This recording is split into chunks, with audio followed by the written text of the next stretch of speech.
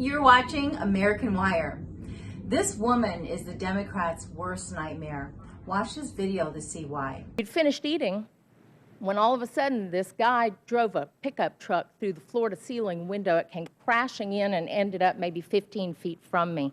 Of course, we thought it was an accident. And I rose up and began to go help the people that he had knocked over. But then we heard gunshots.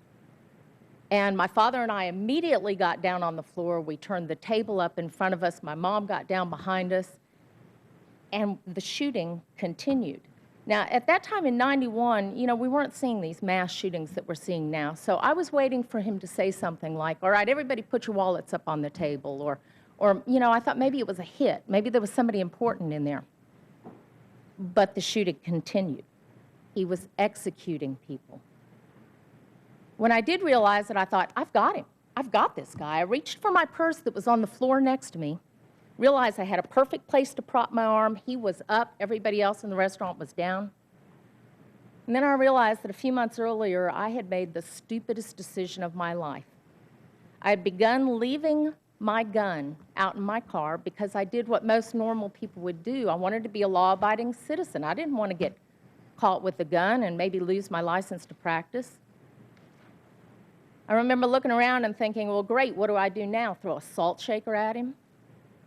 At that point, my dad took my attention, and he started to raise up. He said, I've got to do something. I've got to do something. He's going to kill everybody in here. And I tried to hold him down by the shirt collar. But when he saw what he thought was a chance, he went at the guy.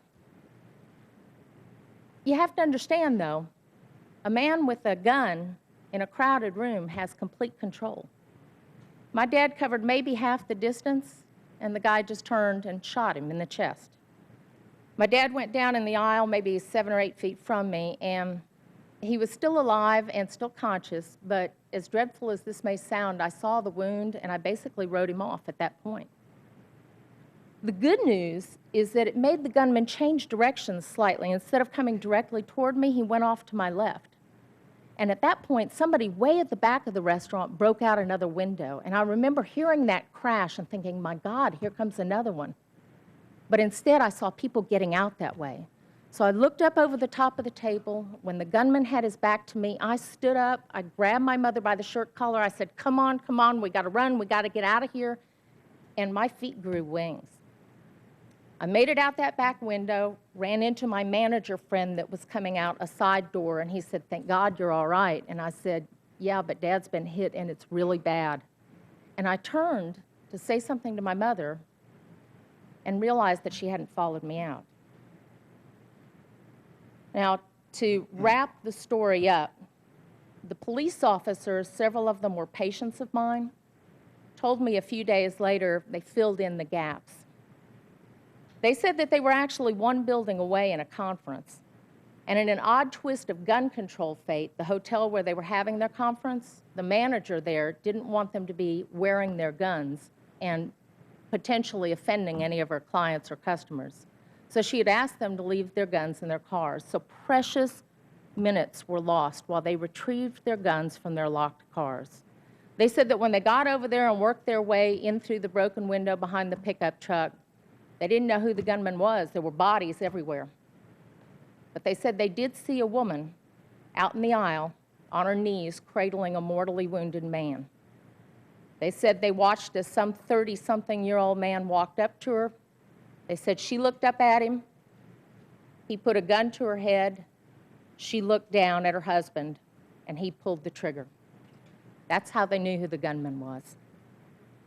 They said all they had to do was fire a shot into the ceiling, and the guy immediately rabbited to a back bathroom alcove area. He exchanged a little gunfire with them and then put a bullet in his own head. 23 people were killed that day, including my parents.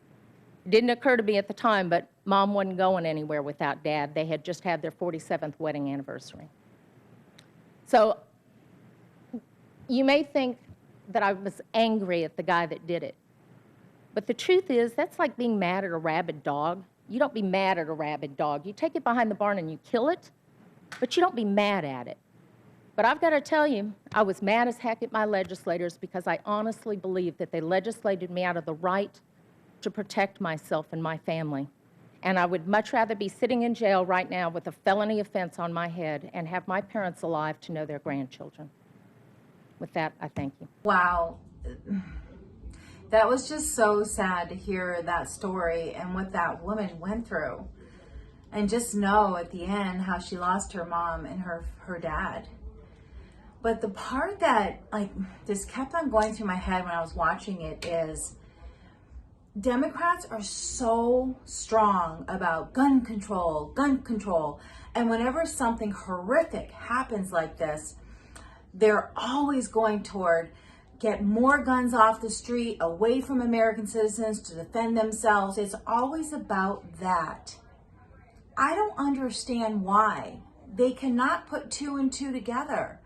And it's more about we need more mental health places to deal with these people who are just seriously have mental health issues.